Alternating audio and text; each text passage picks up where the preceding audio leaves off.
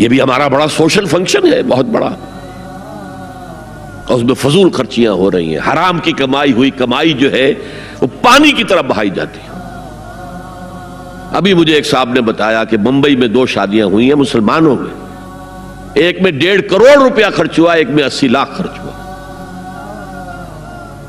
ہم نے وہاں اصلاحی تحریک شروع کی، ضیاء الحق صاحب نے بھی کوشش کی تھی، آرڈیننس پاس کیا تھا، لیکن یہ چیزیں قانون سے نہیں۔ آپ کہیں کہ کسی دعوت میں 50 سے زیادہ مہمان نہیں آئیں گے، وہ 100 آ گئے تو زیادہ زیادہ یہ ہوگا پولیس والوں کو رشوت کا کھاتا کھل گیا، جو یہ پیسے لے جائیے صاحب۔ کبھی کبھی وہ پکی پکائی دیگیں لے جا کے اپنے تھانے میں بیٹھ کے کھاتے تھے، لیکن قانون سے نہیں بدلتا مزاج۔ ہم نے کیا طے کیا؟ دیکھو یہ ہے چٹان کی بنیاد۔ آپ کو بڑی اونچی بلڈنگ بنانی ہو تو دیکھنا پڑتا ہے چٹان نیچے بنیاد زمین کیسی ہے۔ تو بنیاد کیا ہے؟ آپ سادگی کرو سادگی کرو سادگی کرو، یہ واسطہ بے معنی ہے بالکل، اس لیے کہ غریب کی سادگی کچھ اور ہے، امیر کی سادگی کچھ اور ہے، سادگی کے ایک معنی تو نہیں ہے۔ لہذا کوئی جو ہے راک فاؤنڈیشن وہ تلاش کی جائے، وہ ہم نے کی تلاش۔ جو تقریب حضور سے صحابہ سے ثابت ہے ضرور کرو ضرور کرو ضرور کرو، عضوا علیہا بالنواجذ، اپنے دانتوں سے پکڑ لو اس کو۔ اور جو تقریب ثابت نہیں حضور سے اور صحابہ سے، یقیناً یہ کہیں باہر سے آئی ہے۔ یا تو ہمارا خاندانی پس منظر جو ہے اکثر تو ہندوؤں سے مسلمان ہوئے، وہ سادات ہوں، صدیقی ہوں، فاروقی ہوں، عثمانی ہوں، وہی ہے نا جو باہر سے آئے تھے، باقی تو اکثریت یہیں سے، وہ اپنا ہندوانہ پس منظر لے کر آئے۔ تو جس کا ثبوت صحابہ کے دور میں نہیں، وہ یقیناً باہر سے آئی ہوئی چیز ہے، اس میں پھر سادگی نہیں، اس میں کمی نہیں، جڑ سے کاٹو اس کو۔ اس بنیاد پر ہم نے 5 فیصلے کیے، ذرا سن لیجئے آپ بھی، اگر آپ کوئی سوشل ورک کرنا چاہیں اس کو عام کریں۔ نمبر 1، نکاح مسجد میں۔ حدیث موجود ہے ترمذی شریف کی روایت، اعلنوا ھذا النکاح واجعلوہ فی المساجد، نکاح کا اعلان عام کیا کرو، مسجدوں میں منعقد کیا کرو۔ میں حیران ہوتا ہوں کیوں نہیں علماء کرام نے اس کی طرف توجہ دلائی۔ حدیث ہے، ہاں میں مانتا ہوں ان کا کہنا یہ ہے کہ یہ یہاں جو امر ہے کہ مسجد میں منعقد کرو، یہ امر وجوب کے لیے نہیں ہے، استحباب کے لیے، مستحب ہے یہ کہ مسجد میں۔ تو بھائی مستحب کیوں چھوڑ رہے ہو تم؟ اس لیے چھوڑنا پڑتا ہے، مولوی بیچارے کی حیثیت ہے ہی نہیں معاشرے میں کہ وہ کہے جناب یہاں آئیے میرے پاس، میں نہیں آؤں گا آپ کے گھر نکاح پڑھانے کے لیے۔ وہ اپنا رجسٹر بغل میں دبائے بیٹھا سوکھتا رہتا ہے۔ وہ تو آنی تھی بارات عصر کے وقت، مغرب بھی جا رہی ہے، آئی نہیں، وہ بیٹھا غریب۔ پہلے 20-30 روپے ملتے تھے، اب 200 300 400 ملتے ہیں، اور کیا ہے۔ میں نے انہیں یاد دلایا دیکھو شرم کرو، عیسائیوں نے آج تک اپنے چرچ کی اور اپنے پادری کی عزت یہ رکھی ہے کہ شہزادے اور شہزادی کی شادی ہوگی وہ بھی پادری چرچ میں آئیں گے۔ شہزادے کی شادی ہو رہی ہے تو جو ان کی پارلیمنٹ کے ساتھ ہے چرچ، وہاں شادی ہوگی، وہاں پردہ نہیں ہے، لڑکا لڑکی دونوں آمنے سامنے کھڑے ہو کر قول و قرار کریں گے۔ ہمارے ہاں پردہ ہے تو اس لیے لڑکی کے گھر بھی جائیں گے تو لڑکی تو محفل میں نہیں آئے گی، لڑکی کا ایک وکیل ہوگا، وہ وکیل اجازت لے کر آئے گا، 2 اس کے گواہ ہوں گے، اس کے سامنے اجازت لی گئی، پھر وہ نکاح خواہ کو اجازت دیں گے، وہ نکاح پڑھا دیں گے۔ پہلی بات یہ ہو گئی کہ نکاح مسجد میں۔ نمبر 2، نکاح کے موقع پر کوئی دعوت کام نہیں، کوئی ثابت نہیں، دعوت طعام صرف ایک ہے، وہ ولیمہ ہے۔ اور اس قدر معقول بات ہے، سب باپ اپنے سینوں پر ہاتھ رکھ کر سوچیں اور میری بات سنیں، کیا بیٹی کو گھر سے رخصت کرنے کا وقت جو ہے وہ خوشی کا وقت ہوتا ہے؟ جب بیٹی گھر سے جا رہی ہو، کوئی جانور بھی آپ قربانی کے لیے، کوئی مینڈھا کو بکرا لے آئیں 8-10 دن پہلے اور بچے مانوس ہو جائیں تو وہ جب آپ ذبح کرتے تو پچھاڑے کھاتے ہیں کہ نہیں بچے؟ اور یہ لخت جگر ہے، نور چشم ہے، 18 20 22 برس گھر میں رہی ہے، وہ جا رہی ہے، خوشی نہیں ہے ماں، صرف یہ ہوتا ہے سائی آف ریلیف کہ ایک ذمہ داری کا بوجھ تھا، اللہ نے آج پورا کرا دیا، اتروا دیا بوجھ۔ پھر بھی اندیشہ ہوتا ہے، پتہ نہیں مزاج ملے نہ ملے، نئے ماحول میں جا رہی ہے، وہاں جا کر ایڈجسٹ ہو یا نہ ہو، اندیشے پھر بھی ہوتے ہیں۔ تو ان سے مرغ پلاؤ کھانا اور متنجن کھانا کوئی معقول بات نہیں ہے۔ معقول بات کیا ہے؟ لڑکا، اس کا گھر آباد ہوا ہے، وہ ولیمہ کرے، اس پر باقاعدہ احادیث اولبو ولو بشاتن، ولیمہ ضرور کرو چاہے ایک ہی بکری ہو تمہارے پاس، ذبح کرو، کاٹو، کھلاؤ گوشت اپنے دوستوں کو، احباب کو۔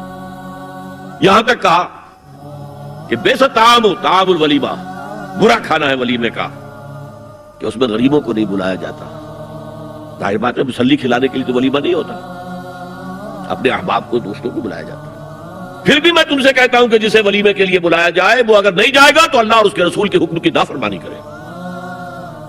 تو جس رسول نے اتنی تفصیل سے حکم دیا ہو ایک دعوت کا، وہ دوسری دعوت میں بھی خیر ہوتا نہ بیان کرتا؟ جب نکاح مسجد میں اور کوئی دعوت طعام نہیں تو بارات کا تصور، خلاص۔ بارات کس بلا کا نام ہے؟ قرآن میں تو کوئی ذکر ہی نہیں، عربی میں یہ لفظ ہی نہیں۔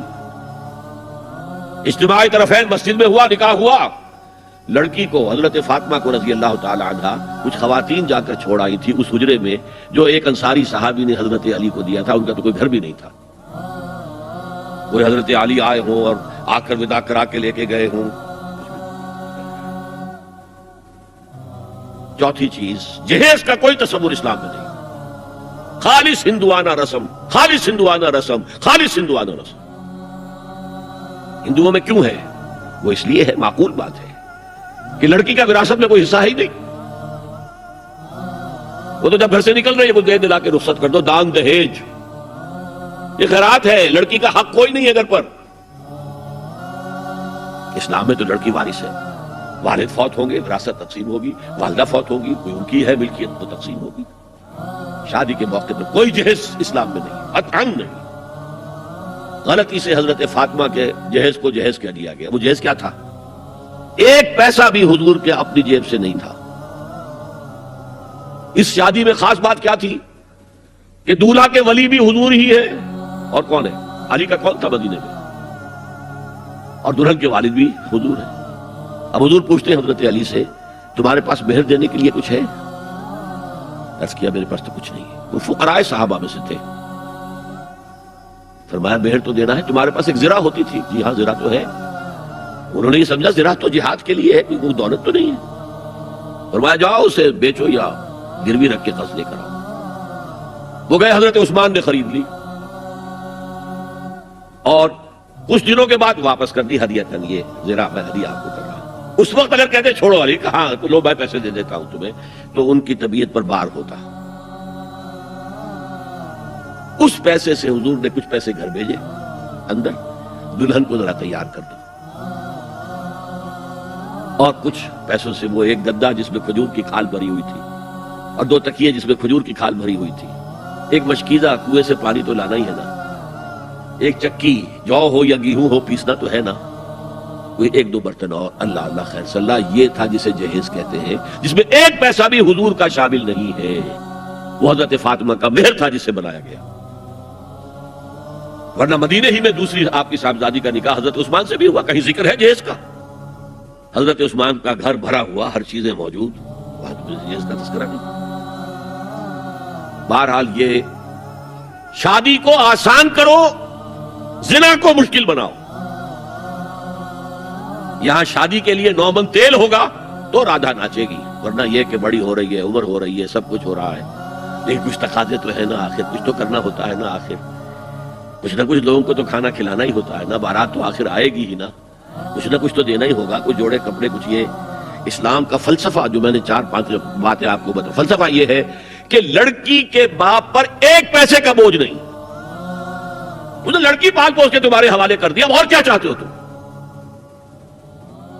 سارا مرد آزماں، مرد آفرین، مرد کو چیلنج دیا ہے، تم مرد ہو، مہر تم دو گے، اور سب سے بڑھ کر کیا ہو رہا ہے آج کل بھی ہوتا ہے، وہ ہمارے ایک کچھ کام ہوتے ہیں اسلامی، وہ بھی ہے، کچھ وہی ہندوانہ پس منظر۔